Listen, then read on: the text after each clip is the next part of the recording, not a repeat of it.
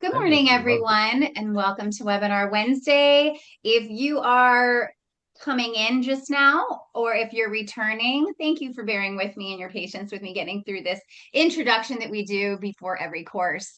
I'm Diane Michael with Beyond the Boardroom and Calendar Group Communications, and I'm joined by my CAM partner, Lindsay Lombardi, with Coastal Living Association Management and Dominion Management. She is a CAM. Whether this is your first webinar Wednesday or you've been joining us for months, we're so glad that you're here. Thank you for investing your time in your professional growth and in the communities that you serve. At Beyond the Boardroom, our mission is simple: to make quality education convenient, practical, and accessible for CAMs and board members. Whether you're joining us from your office, your home, or on the go, we're committed to bringing industry experts directly to you every single month. Thank you for your incredible support. We have grown from 1 day each month to now offer free CAM education on both the second and fourth Wednesdays, along with our new monthly HOA board member education series. We are now going to be offering board member credits every single month. Thanks to our friends at Martell and Ozum PA, who have continued to support our program. If you work with board members from HOAs, please keep an eye on our newsletters and forward them to your boards. These sessions are designed to help board members make informed decisions, better understand their responsibilities, and strengthen the communities in which you serve. We're also excited to announce the registration is now open for Get Credentialed 2026. It's our 2 day virtual education event designed to help CAMs complete the courses they need before the September 30th, 2026 deadline. I'll be placing that registration link in today's chat after the course today. I also have it in the chat from the first course today if you want to go ahead and link into those Zoom registrations. It will go over the current schedule where we have a ton of courses for you. Safe Sender. If you are not receiving an email newsletter from me from the Beyond the Boardroom program every week, then you may be missing out on some opportunities. So please check your junk mail. Please check your spam box. And if you see my newsletter going there, please add to Safe Sender and tell the system it's not spam.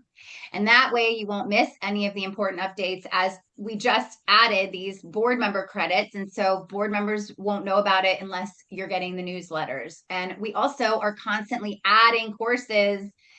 We could get a new course this afternoon, and so you're definitely going to want to watch for those newsletters, and we appreciate you reading them and forwarding them to your friends that are CAMs and to board members. Lindsay, will you explain how today's credits will work, please? Well, so just to clarify again, this is credit for CAMs, not board members. This is CAM credit. I had someone ask about that. When we end the course today, when Will finishes up, I will come back on and I will give you all a refresh of the information, the course name, and I will share the link to the website where you will go register your information and then a code word, which we will give at the end. So please, please, please, you must have this information. You must put it in the right spots. You have to stay for the whole course in order to get the information. So we will go over all this again at the end. Okay, great. And then Goodwill. I just want to make sure that that's going. Okay, everyone, I am going to open up the chat just for a moment. And of course, my computer wants to act all nuts when I need attendees can chat with everyone. I would love for you to put into the chat where you're coming in from. Show Will where you are joining us from today as I introduce one of our favorite presenters. I shouldn't say that because everyone's our favorite, but it's the truth. I'll take Some it. people I'll manage take it. some people manage companies, others solve mysteries. For the past 7 years, Will has been doing both as the general manager of Aqua Leak Detection. His work centers around uncovering one of the most expensive and overlooked problems in Florida communities: pool leaks hiding beneath the surface. We know how expensive these leaks can be, and we know that all of you CAMs have dealt with some issue that we know that Will can help you solve. Will's path to this role is anything but typical. From student ministry to whale watching, his diverse experiences shaped a leadership style grounded in curiosity, communication, and problem solving. Those skills now help him guide communities towards smarter pool maintenance decisions and long term cost savings, which we all need. At home, Will and his beautiful wife, Becky, are raising four adventurous kids, which means life stays busy and full of energy. When he finds a free moment, you'll likely find him near the water or sampling a new seafood dish. Welcome back, Will. Thank you so much. And thank you guys for joining us today. This is a brand new class that we're going to be teaching. So if I stumble my way through it, just bear with me. I'm We're excited to go cheerleading through you this, guys. on. This is a good one today, all about accountability in pool repairs. Um, and the heart of it is this: how can CAMs protect associations from unclear scopes, conflicting recommendations, and costly repair decisions? So, as we dive into this, I am somebody that loves feedback. So, there's actually a couple of pop quizzes that I've added in here. This one doesn't actually have an answer, but it's more of an opinion. But in the chat, throw in there answer A, B, C, or D to this question. What type of pool repair is it decision that makes you or the boards most nervous? Is it equipment replacements, structural pool repairs, underground leaks, or just the unexpected emergency? Lots of C's, lots of B's, leaks. Yes, those are a pain. Saw some A's in there. I think to put, again, there's no right answer to this because everybody has their own reasons for being nervous about different things. If I had to vote on one, I would say that most people get nervous about C. And a lot of times I think the reason is because they believe when we have an underground plumbing leak, the entire deck's got to be torn out and all the plumbing's got to be replaced. And as we dive into this class today, you guys are going to find that sometimes there's more than one ways to skin a cat. And so sometimes that doesn't have to happen. So rest at ease. We always like to say pools are nothing but concrete and PVC. All of it can be fixed. So let's dive into this morning. Here's what we're going to cover today. Number one, who's involved in the pool repair ecosystem, where conflicts of interest can appear, red flags in repair recommendations, how to compare a repair versus replacement decision, and some of the best practices for accountability and documentation, and just some simple tips and ways that CAMs can protect the association going forward. The heart behind it all, the hope by the time we walk away, the big idea is that a repair recommendation, it's not just a price, it's a decision trail. Good decisions are always backed by evidence, documentation, transparent communication, and accountability can protect the CAM, the board, the owners, and the vendor relationship that you guys carry. So, the pool repair ecosystem. Um, this is in here because there is a lot of hands that touch the decision for a pool repair. And it's who's at the table, right? We have CAMs, you guys, coordinating the information, communicating with the board, keeping the decision process organized. We have the board itself that makes the approval for spending. They're responsible for protecting the assets of the association, the funds, and the property. You've got your weekly pool service, sometimes daily pool service for the commercial pools. They often are the ones that are firsthand on site, and they're the ones that see the problem before pretty much anybody gets involved. Usually, a good pool service is going to be the one that actually warns the board or the CAM that there's actually an issue going on with the pool.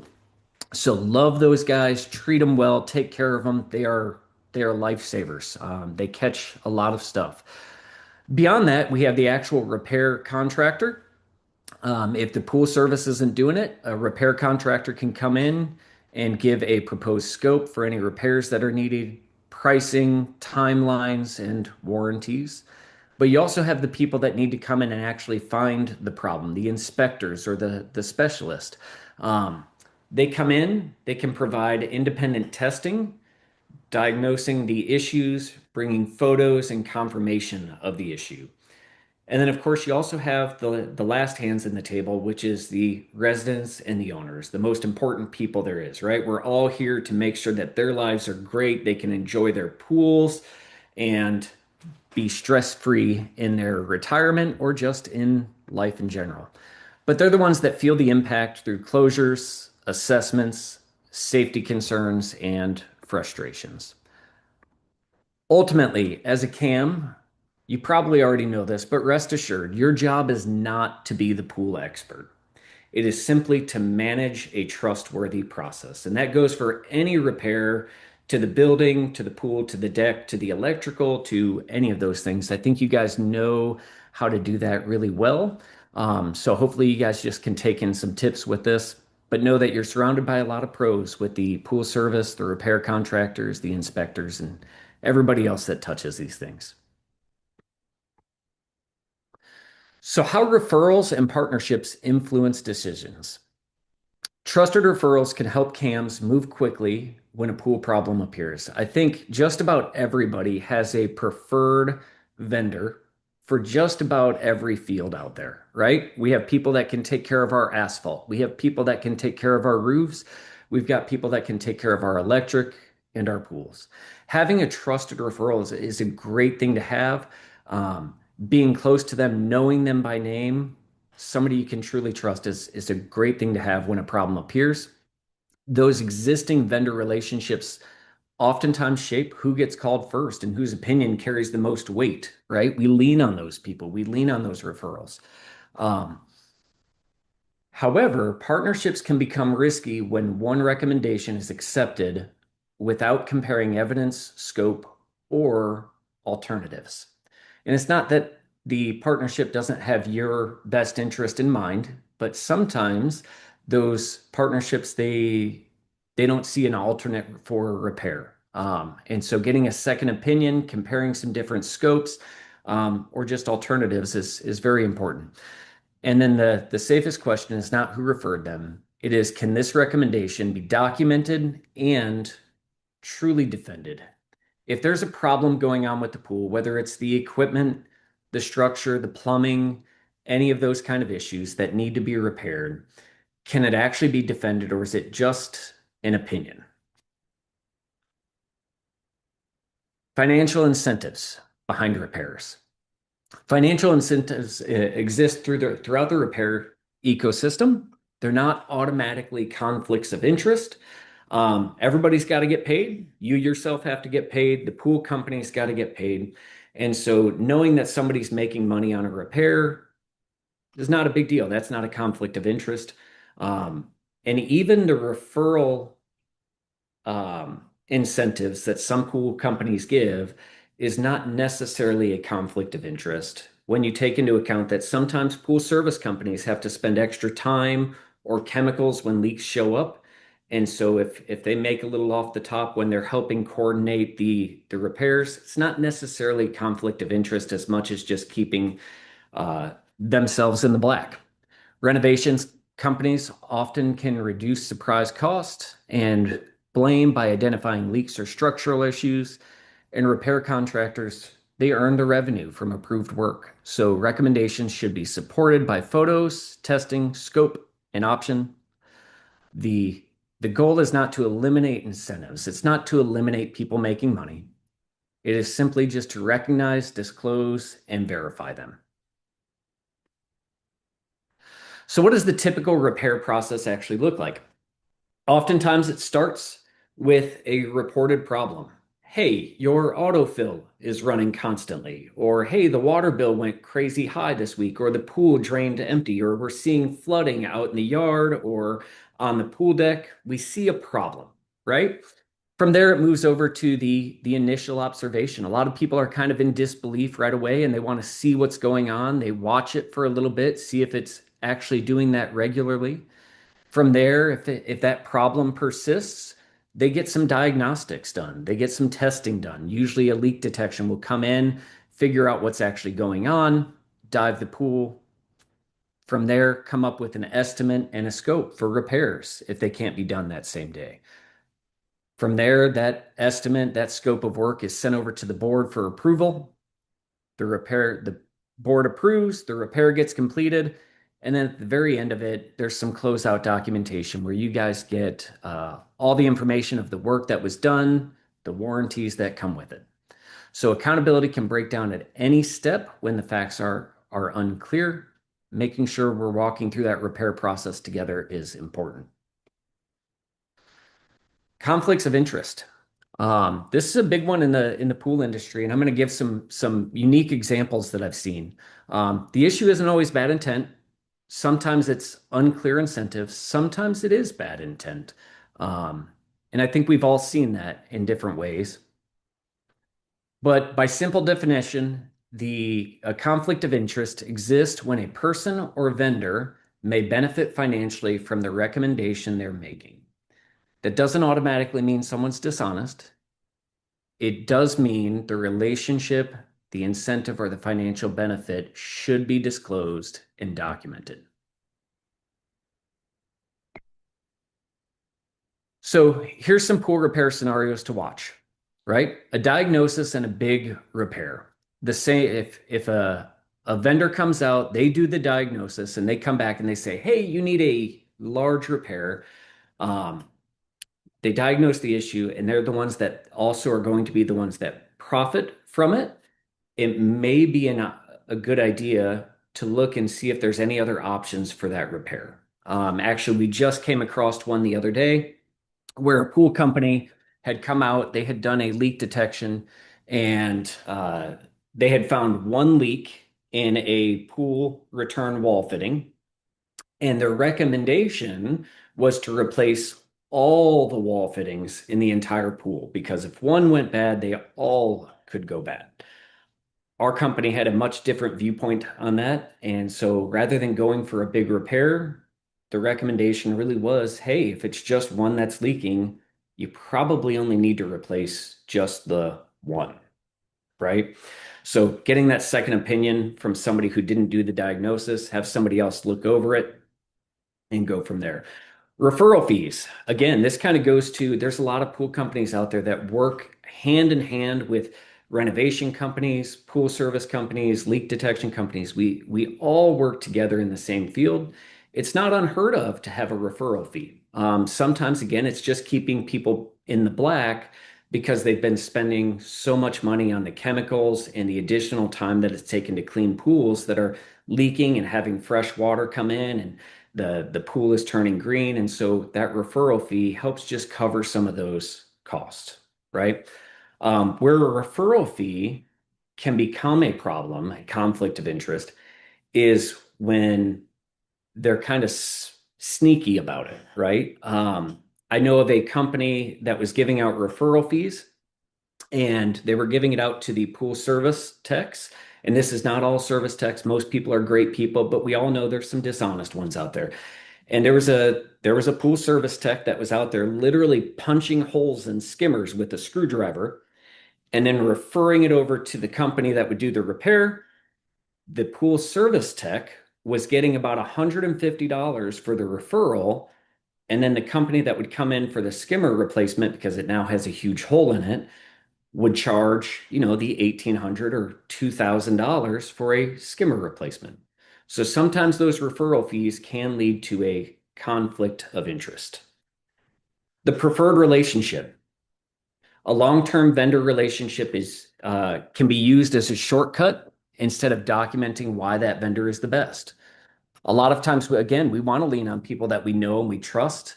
But making sure, I think a lot of times pool companies, or not pool companies, CAMs have a process of going through and getting 2 or 3 quotes on a lot of things. And one of the reasons is because it's so easy to fall back on that long-term vendor relationship and use it as a shortcut just to get the problem solved, rather than figuring out if that particular vendor is in the best interest of the association or the homeowners.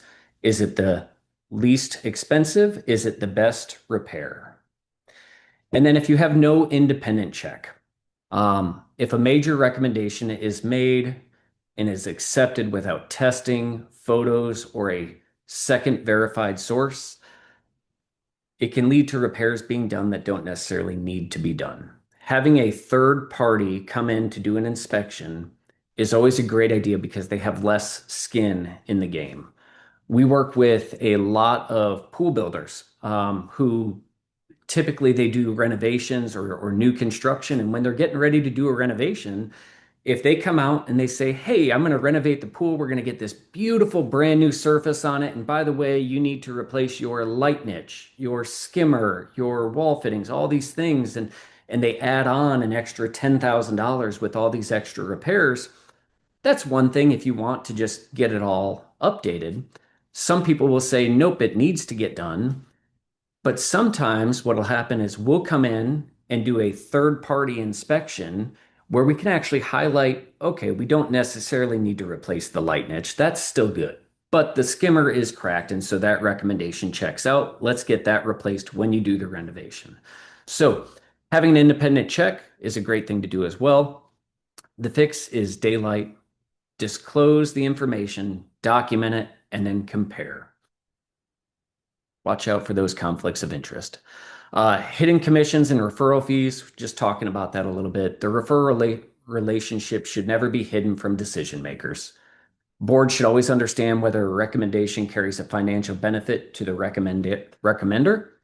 And the safest process is simply just to document the relationship and compare the recommendation on scope, evidence, and value.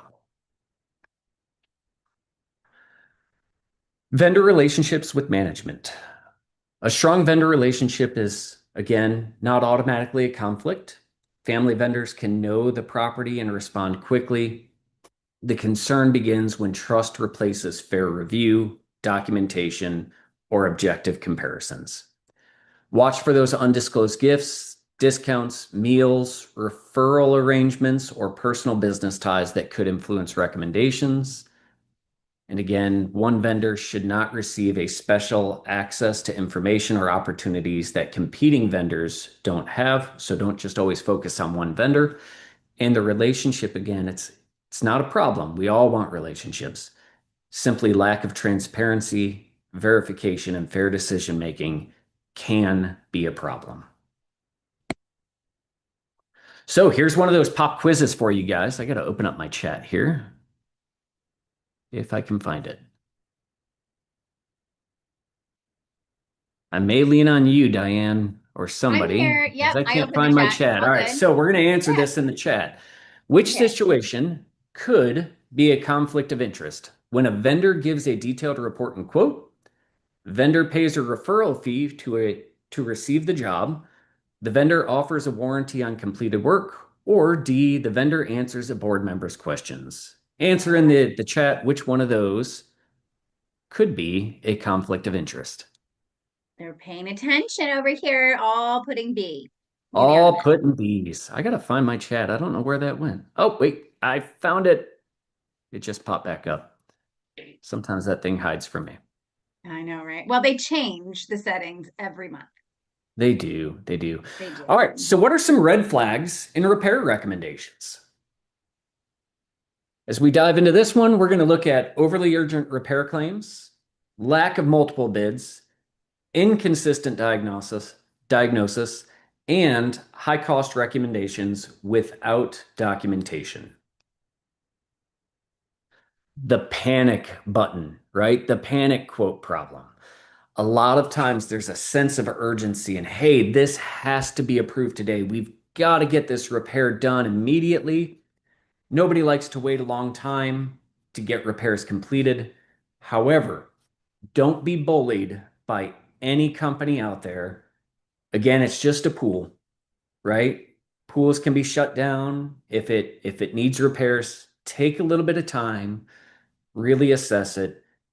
Don't panic. It doesn't have to be done today. Okay. So if somebody's saying this must be approved today, it's probably a red flag.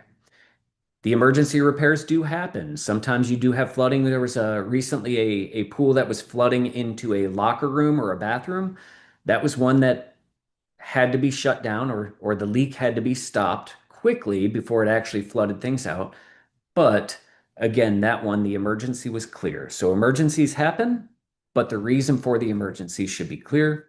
And a high cost recommendation should include what failed, how it was verified, and what happens if you actually wait, right? If nothing bad will happen from taking a day or two to just breathe and get some other recommendations, it's okay to take that day or two. Multiple bids. Compare scope, not just price. A low bid is not useful if it excludes the work that's needed. A high bid is not justified without clear evidence. Boards should always compare what each vendor is actually proposing to do, and the goal is not always the cheapest option, but it is the most defensible option. And so sometimes as you guys are getting quotes, you will find that people have very different viewpoints on what should or needs to actually be done. A lot of times I like to use that term want versus need, right? There are certain things that when we're doing a repair, they need to get done, right? The leak needs to be cut out and fixed. The delamination of the pool surface needs to be removed and fixed. However, sometimes some of the extra recommendations that go with repairs is because while we're already in there, maybe we should go ahead and do this so that we don't have to drain the pool down again in a year or two, right? And so that's when having a higher bid may make sense to go with because you're not going to have to drain the pool down again in the future, right? So if somebody is recommending something, number one, they should have evidence of the why, and it should be defensible. So what happens when diagnoses don't match? Ask what tests or observations support each diagnosis. My example earlier, we had a company that was recommending multiple wall fitting replacements. We were recommending one. When the person in charge of that project actually started asking questions, what tests were done? Why should we do it this way? Are there any alternatives? It boiled down to we don't have to do all of the extras. We can get away with just the simple repair this time, right? So ask whether the recommendation addresses the cause or only the symptom. You never want to treat just a symptom if the problem's going to keep coming back. And then also do not ask the board to choose between competing diagnostics or diagnosis without supporting evidence. So if you bring the board multiple options, both of them should be documented. Both of them should have evidence supporting why somebody is recommending those repairs. What should accompany that recommendation, though? Number one, photos. In today's world, everything should have photos. Photos or videos of observed issues. It should also include testing results, measurements, or any other evidence of what's going on that would cause a problem. A clear written scope of work, what needs to be done, how it will be done, and when it will be done. Warranty information and exclusions. We always want to make sure that we are very detailed with our warranty information so people know what's going on, but also making sure that expectations are met by including those exclusions, right? If there's things that are not going to be covered, if there's things that can't be fixed, but we can fix this problem or not this problem, it needs to be decided on before you guys actually make the decision to go forward with a repair. And any assumptions or unknowns or follow-up steps. When we're dealing with PVC plumbing, a lot of people were saying that that's the one that makes everybody the most nervous is those plumbing leaks underneath of the deck. There's always some assumptions that are made by every pool contractor out there for those repairs that things will be fairly straightforward. However, sometimes we open up the deck and what we find is that the piping, instead of being 16 inches or 18 inches underneath of the deck, is actually down 8 feet, right? And so some assumptions or unknowns may just need to be listed that, hey, if this leak is lower than expected, that price may change, right? Or sometimes we start getting into these repairs, and instead of being a PVC pipe underneath the deck inside of dirt, it's actually encased in a concrete wall. Um, and so there's a lot of unknowns that can happen, but trying to make some assumptions, trying to make some guesses, and giving you guys the best estimate possible is very important. Um, but including those in that recommendation. What are some assumptions of problems that could come up? What are some unknowns that could come up? And are there any follow-ups on the back end? Those are great questions to ask any contractor getting ready to work on your pool. And then as we move along, we've got to make a decision on repair versus replacement. I'm sure many people here have had a pump replacement or a filter replacement over the years. Deciding when to repair versus replace. If you want to take a screenshot of this may be a good one for you guys in the future. Kind of goes with just about any issue out there, whether it's pool related or anything else. Repair may fit when the problem is isolated, the equipment still has useful life, and the repair addresses the cause and the warranty is clear. Replacement may be a better fit when failures are recurring, parts are obsolete, and repairs are approaching the replacement cost. Or if the older system creates an ongoing risk. Before you approve any quote that comes to you, always ask, does this actually solve the root problem? What's the expected life? What's the warranty? And what are the alternatives? A quick cost comparison of strategies. You can compare the total scope, not just the price. Clarify whether permits, restoration, cleanup, and return visits are included in vendor's scope of work. Consider the downtime.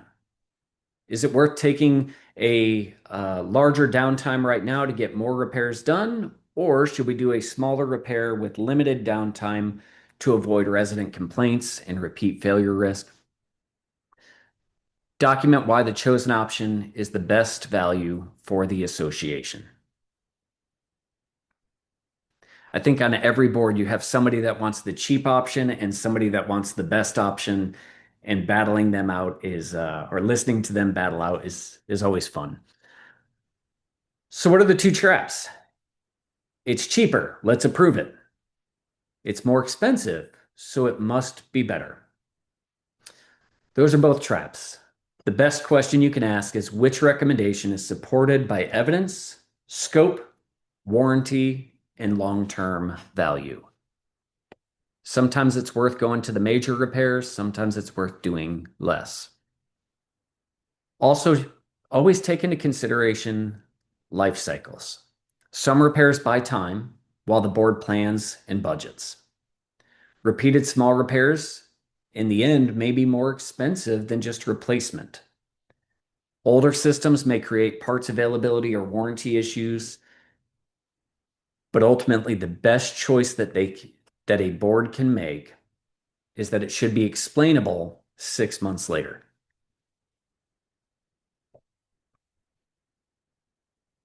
Accountability and best practices.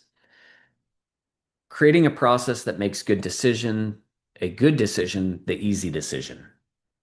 So how do we hold people accountable, and what are some of the best practices you guys can do? So number one, you guys are all very good at this, I think, because we get asked all the time for our license and our insurance and if we've ever done work like this before. So right there, confirm licensing, insurance, and relevant experience. Ask how they document the diagnosis and completed repairs. Do they just tell you about it? Do you just get a handwritten receipt? Do you get a digital report with photos or videos? And review those warranty terms before the work is actually approved, right? You want to know what you're purchasing before you purchase it. So make sure you understand the backside of the repair just as much as you understand the repair itself. And then use references or past performance. Don't skip documentation though. So Never hurts to call somebody or ask, hey, who's another commercial pool our size that you've worked on? Who's another repair that you've done this on that could be a great referral for you? Go with references. Documentation requirements. This is something that I would push everybody to make sure you have, and I think everybody does a pretty good job of this. Written scope of work, photos or videos for their findings, the testing results or measurements when applicable. Make sure that you are holding on to the board approvals and any change orders, and make sure that you have the documentation of the warranty information and the completed photos. All good things to hold on to. Transparent communication with the boards. This is a hard one because a lot of people have a lot of opinions. But separating facts from opinions, helping homeowners or condo associations understand what the actual facts are rather than how they feel about something. Pool needs a repair. Whether we want to shut down doesn't matter. It needs to be done, right? So share what's known, share what is unknown, and if something still needs confirmation, share that as well as you're going and talking to the boards. Keep vendor recommendations and board reasoning together in the file. Avoid presenting one vendor's conclusion as the only possible path unless that path has been verified. So as you're talking with boards, all good points. And then use a third-party inspection. We bring in inspectors to check our roofs. We bring in inspectors to check our houses. There's inspectors simply out there just to check the pool as an independent evaluation. So use a third-party inspection. An independent evaluation can reduce pressure on the CAM. It can be helpful when recommendations are conflicting or the repair is a very, very high cost. They can be very helpful when the issue is hidden. So having an inspector come out and that's all they do is look for the problems. They can find the hidden underground structural or even recurring issues. And a third-party inspection should add evidence, not just another opinion. Oop, go back. Last pop quiz, and I think we're going to be going into the actual quiz. So, which item creates the strongest accountability? A verbal trust me recommendation. And B, I a love a written pop scope with quiz. photos. C, a rushed approval to avoid questions. Or D, using the same vendor every single time. These guys are on it today. Uh-huh. Oh, forgot about this section here. Protecting the association. This is probably the most important part as a CAM, right? We have to protect the homeowners. We've got to protect the association. So, setting up financial safeguards, legal considerations, insurance implications, and establishing policies for future decisions. As we dive into that, what are some financial safeguards? Set spending thresholds that trigger multiple bids or additional review. All right. As we're talking to the boards, we know, hey, we've got approval for up to $1,000 on a pool repair. If it goes beyond that, then we need to go and get multiple bids, right? Set those spending thresholds. Require written change orders for scope or price changes. So let's say we agreed on somebody coming out for a pool repair. If that change order has to happen, they open up that deck and that pipe is 8 foot underground and not 16 inches, and they come back and say, hey, this changes things, right? That should be written down, shared with the board. Match invoices to the approved scope before you actually pay. So if the invoice shows up and it's not the same as what the scope of work was originally supposed to be, and you don't have change orders, there should be some questions asked. So make sure you're matching those, and then keep before and after documentation with the association records, right? Keep photos of that pool, photos of the affected area, photos of the repairs themselves, photos or documentation of how much water loss is going on, if it was a leak kind of a repair that was needed. But make sure you have all of those saved and in the records for that association. And then legal and insurance consideration. Unclear repair records can make disputes harder to defend. Not a lot of insurance companies are going to pay out a whole lot of money for pools.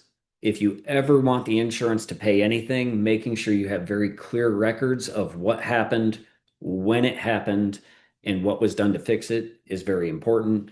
They hate paying for anything with pools. That poor documentation can create issues if damage, safety concerns, or claims arise later. And then when the stakes are high, involve the appropriate professional and keep the files complete.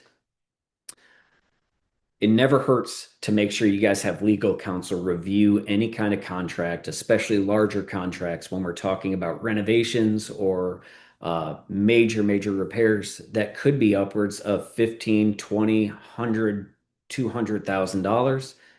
Make sure somebody's reviewing that alongside of you. Setting up some policies for future decisions. This would be a good one. Require disclosure or referral fees or financial relationships with the referring vendors. Define when multiple bids are required. A lot of time that's going to be a dollar amount. If the repair goes above X, we need multiple bids.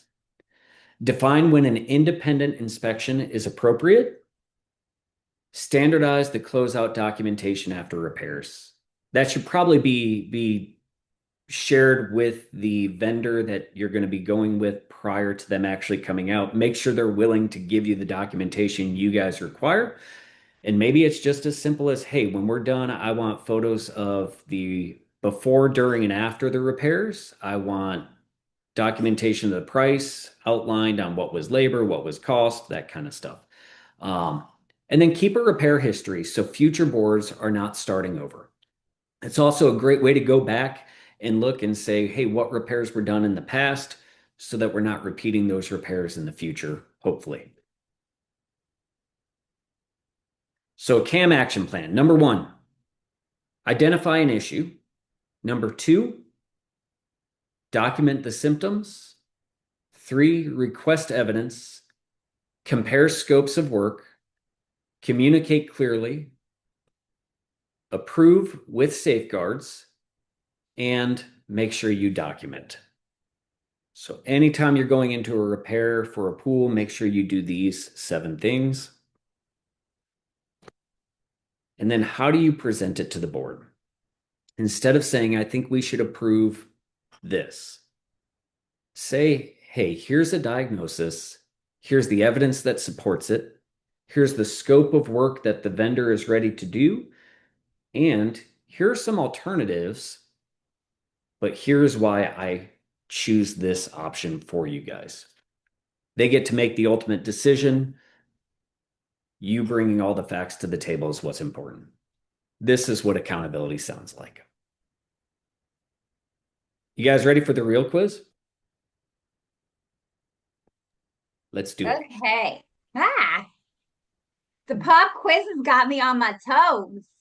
That's right. That's right. All right, guys, we're going to go into this. So what is a conflict of interest in pool repairs? A vendor recommends a repair, vendor benefits financially from the recommendation, a repair takes too long, or pool leaks. We got some smart cams with us this morning. They're all saying the same. Hey, what's a red flag in a repair recommendation? Multiple bids, detailed reports, urgent high-cost repair without explanation, or a warranty. And the same, they're just, I mean, they're on it. They're just flying through. C. Why should CAMs get multiple bids? To delay decisions, to compare pricing and scope, to confuse vendors, or hey, it's not even necessary. B's coming. One of these days, I'm going to actually put a hard one in here. It was B. Good Yeah. job, guys. So what does transparency mean? Hidden fees, clear communication and documentation, fast decisions, or vendor control. Same. Everyone's just on B's. They are. Never let the vendor take 100% control. What helps ensure accountability? Verbal agreements, written documentation, guesswork, or one vendor only? B, B, B, B, B. B. Lots of B's. Good job. Follow What is scale. a third-party inspection? It's a vendor inspection, an independent evaluation, a board inspection, or a resident complaint. Guess what? Guess. Yeah. B. Why Gotta change that avoid to B. single source recommendations? I think I might have made every answer B. Oh, was it you? What did they say? Did they Why say avoid a single source recommendation? Saves time, limits options, ensures fairness, or increases cost. They're just over here. B, B, B. B, B, B, B, B, B. We take What these should a quizzes very company? seriously around here. What should a company? Why did I make every answer B? Look at this. What should a company repair recommendations? Nothing. Documentations and evidence, verbal suggestions, or guesses. Did I see a D in there? Somebody put B and D, I think. D, guess, lol.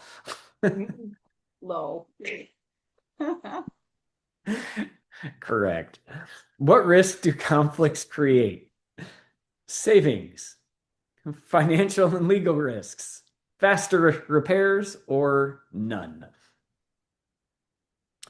Conflicts can definitely create financial and legal risks. You guys Gosh. have never had a quiz this hard.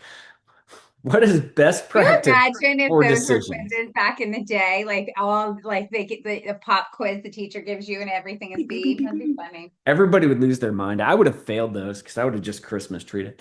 What is the best practice for decisions? One opinion, multiple verified sources, quick action only, or just Still ignore the B. vendors. Someone put still B. I love it. Hey, gotta make We've it never fun, seen right? so many bees. Yeah, this is wild.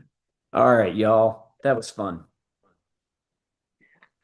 Okay. Well, thank you. Let me close out this chat real quick. Attendees can Yeah. chat with no one. Okay. If anyone has any questions for Will before we go over credits, please go ahead and put them into the chat.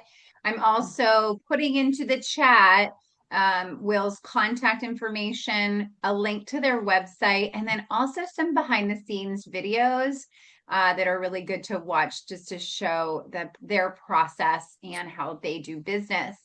I don't have any questions and answers coming in. Will, do you just want to go over the service areas that Aqua Leak Detection covers?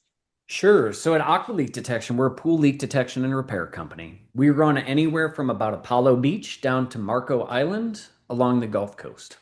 So would love to help you guys out any way I possibly can.